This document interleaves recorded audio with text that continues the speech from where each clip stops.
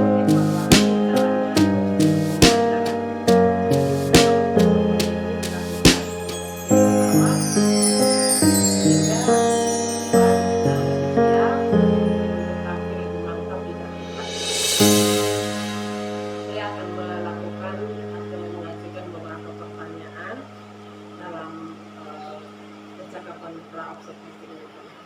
Kira-kira apa tujuan yang akan Bapak capai dalam pembelajaran? Baik, kebetulan saya ingin membicarakan tentang mata pelajaran prakarya dan beberapa waktu ke depan tujuan pembelajaran di mata pelajaran prakarya adalah merancang kerajinan dari bahan limbah keras, kemudian peserta didik dapat melakukan produk dapat membuat produk dari bahan limbah keras, dan juga anak-anak nanti diharapkan bisa mempresentasikannya dengan baik. Jadi tujuan Bayan untuk pembelajaran hari ini adalah untuk merancang, kemudian melakukan dan juga mempresentasikan. Tapi dalam pembelajaran ini mungkin nanti kita melihat merancangnya atau melakukannya atau presentasi, karena dalam beberapa pertemuan. Jadi merancang limbah keras ya Pak ya, Iya. dalam mata pelajaran prakarya. Kira-kira apa area pengembangan yang mau Pak Yan capai dalam pembelajaran ini? Ya, saya ingin menemukan metode pembelajaran prakarya yang cocok untuk kelas yang saya ajar. Kebetulan saya mengajar kelas 8, jadi selama ini saya merasa bahwa metode pembelajaran saya kurang interaktif, sehingga anak-anak biasanya itu kelihatan tampak bosan seperti itu. Jadi itu hal yang sangat mengganggu saya dan ingin saya perbaiki. Jadi area pengembangan yang mau Bapak tuju adalah bahwa untuk pembelajaran yang lebih kreatif begitu Iya, Pak? lebih kreatif, lebih interaktif, lebih membuat anak bersemangat. Jadi lebih menyenangkan anak seperti itu. Iya. Bagaimana dengan model pembelajaran yang akan Bapak terapkan nanti?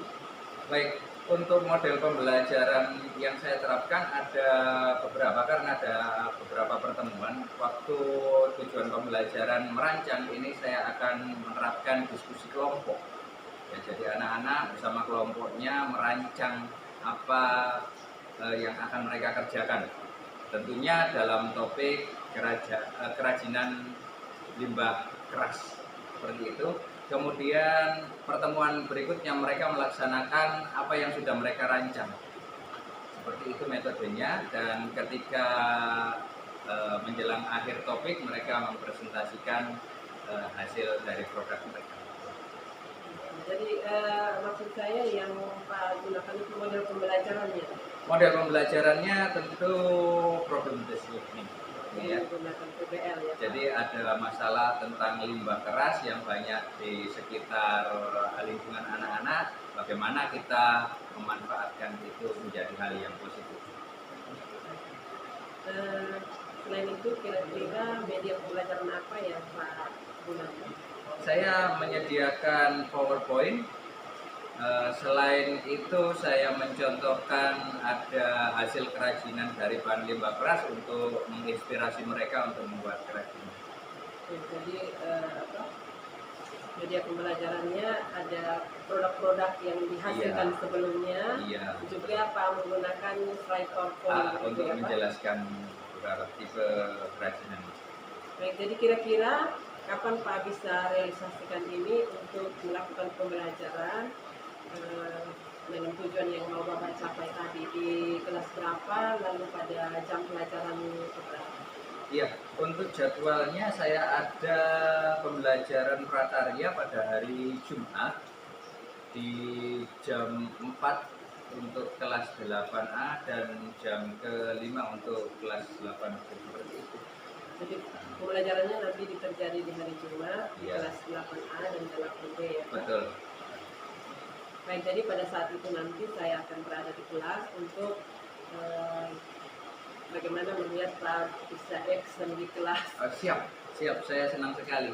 Oke, Pak.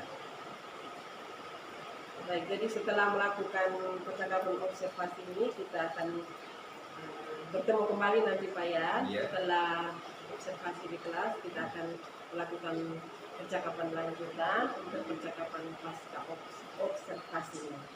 Jadi terima kasih banyak Pak Yan untuk pertemuan kita hari ini, sudah bisa berbincang-bincang. Tetapi sebelumnya, mungkin dengan perbincangan kita hari ini, kira-kira apa yang Pak peroleh? Iya, saya setelah berbincang dengan Ibu Akel, saya merasa agak tercurahkan ya. Selama ini saya kan kesulitan untuk menemukan metode, dan kesulitan saya itu hanya membeku di otak saya seorang, tapi karena diskusi kita itu saya menjadi ada jalan keluar untuk permasalahan yang saya hadapi, dan memasukkan beberapa dari Ibu Akel tadi tentunya membuat saya lebih bersemangat. Ya, terima kasih banyak Pak Yan untuk pertemuan kita kali ini. Sekali lagi nanti kita akan bertemu kembali pada saat percakapan pasca observasi. Oke, siap. Terima kasih. Demikian percakapan pra observasi, sampai berjumpa kembali. Terima kasih.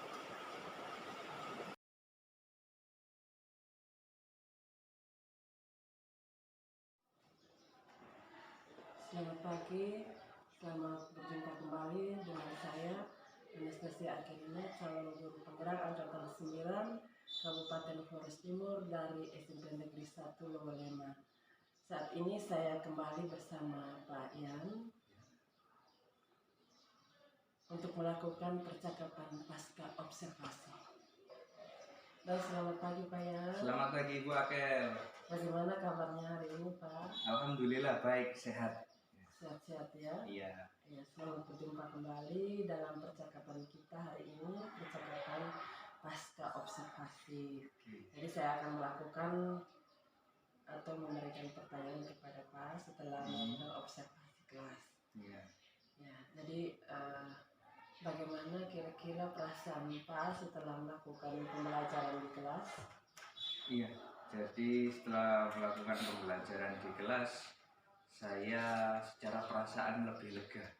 Namun saya merasa ada beberapa hal yang kurang kemarin, walaupun saya berniat untuk memperbaikinya di awal, tapi ternyata menurut saya masih belum sempurna lah, seperti itu kira-kira.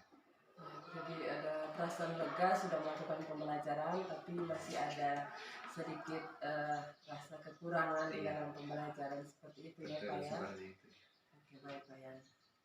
Mungkin bisa diceritakan kembali area pengembangan apa yang Pak manfaatkan pada saat pembelajaran di kelas?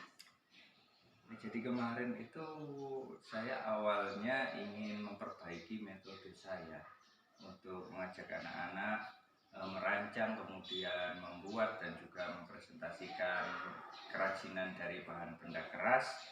Dan pada pertemuan kemarin kita juga sempat lihat di kelas bahwa anak-anak sudah dikelompokkan sedemikian rupa, namun saya merasa mereka berkelompok itu kerjanya masih kurang efektif, walaupun mereka memiliki rancangan, kemudian mereka menyiapkan alat bahan, dan mereka mencoba merakit kerajinan itu. Cuma saya mungkin masih perlunya itu mendorong mereka untuk belajar sebelum di sekolah itu saja, supaya mereka benar-benar menguasai apa yang akan mereka lakukan. Mungkin menurut Pak Yan, kira-kira area pengembangan yang Pak lakukan itu sudah berhasil atau belum menurut Pak Yan? Kalau ada nilai 0 sampai 100, ya kira-kira keberhasilannya tidak sampai 100%, mungkin 70% dari harapan saya, dari harapan awal saya, seperti itu. Ya, jadi kalau kita melihat dari levelnya, kalau 1 sampai 100 posisinya masih di 70 begitu betul, ya Pak? Iya. Berarti mungkin Pak Yan mengalami kendala-kendala atau hambatan saat pembelajaran di kelas, bisa diceritakan? Iya, jadi kendalanya itu anak-anak kan mengalami kondisi yang beragam waktu berkelompok. Mereka mungkin sudah bawa alat bahan untuk bekerja awalnya, namun pada saat praktik benar-benar di kelas itu mereka ada kehilangan fokus ya. Apalagi saya membimbing mereka untuk secara kreatif, artinya ada kebebasan di situ. Kan kebebasan itu bagi beberapa anak itu bisa diartikan sebagai kekuatan untuk lebih semangat belajar. Ada pula yang menjadi kebingungan apa yang akan mereka lakukan. Makanya dari itu saya mungkin perlu memandu mereka sebelum melakukan itu lebih detail lagi. Seperti itu. Jadi dari pembelajaran di kelas itu mungkin hanya ada beberapa anak yang sudah semangat, sementara yang lain itu belum, ada 1-2 yang belum. Lalu strategi yang Pak lakukan mencoba Memberikan panduan nantinya. Ya, memberikan panduan terlebih dahulu sebelum mereka merancang perangkat, Merancang apa yang mau mereka buat dari pelajaran prakarya ya. Iya. Ya. Kira-kira bagaimana caranya Pak Yan mengatasi masalah itu? Ketika berhadapan dengan anak tadi kan mereka sudah memiliki alat dan paham, tetapi sebagian anak sudah melaksanakan tugasnya dengan baik, sementara yang lain masih belum bersemangat. Kira-kira Pak Yan punya cara bagaimana sehingga anak-anak yang lain itu juga bisa ikut bersemangat dalam pembelajaran? Baik, tadi yang saya lakukan sebagai respon awal ketika saya melihat ada anak-anak yang terlihat kurang bersemangat, maka saya melakukan bimbingan per kelompok. Saya datang ke kelompok-kelompok yang saya kira perlu dioptimalkan. Namun kedatangan saya mungkin di satu kelompok itu bagi kelompok yang lain, ya, wah Pak belum kesini, jadi kita santai dulu seperti itu. Jadi ya, saya melihat ada anggapan seperti itu. Sehingga kedepannya mungkin ini yang akan saya perbaiki untuk pertemuan berikutnya pada topik berikutnya, yaitu ketika mereka membuat rancangan karya mereka juga saya pandu untuk mendetailkan ya langkah-langkah kerja mereka selama membuat itu dan menekankan pembagian tugas dalam anggota kelompok mereka, sehingga tidak ada yang menganggur sih membuat anak-anak yang lain seperti itu. Ya, baik Pak. Jadi solusi yang Pak lakukan untuk sementara ini adalah bimbingan dari kelompok ke kelompok. Iya. Hanya terkadang ada kelompok yang merasa bahwa karena belum dibimbing sehingga merasa cuek saja begitu ya. Betul. Oke, baik. Jadi bagaimana kira-kira rencana tindak lanjut Pak Yan untuk merealisasikan yang Pak Yan rencanakan ke depannya ini? Ya, yang pertama saya akan memperbaiki rencana pembelajaran saya ke depannya ya, dengan memasukkan beberapa keterangan bahwa saya perlu mendetailkan apa yang dikerjakan anak-anak selama di kelompok. Saya juga akan menguatkan kembali keyakinan kelas supaya selama pembelajaran mereka tetap bersemangat, tertib, dan bisa fokus. Kira-kira itu yang bisa saya lakukan untuk seminggu ke depan. Jadi dalam rencananya 1 minggu ke depan ya, kalian dengan memperbaiki perangkat pembelajaran, mungkin menguatkan keyakinan kelas sehingga anak-anak bisa tanggung jawab di dalam kelompoknya masing-masing, sehingga lebih interaktif dalam pembelajaran ya Pak ya. Iya. Oke, baik Pak. Mungkin hanya itu saja Pak Yan. Terima kasih atas waktunya dalam percakapan pasca observasi kita hari ini.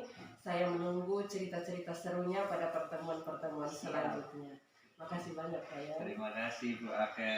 Demikian percakapan pasca observasi. Terima kasih.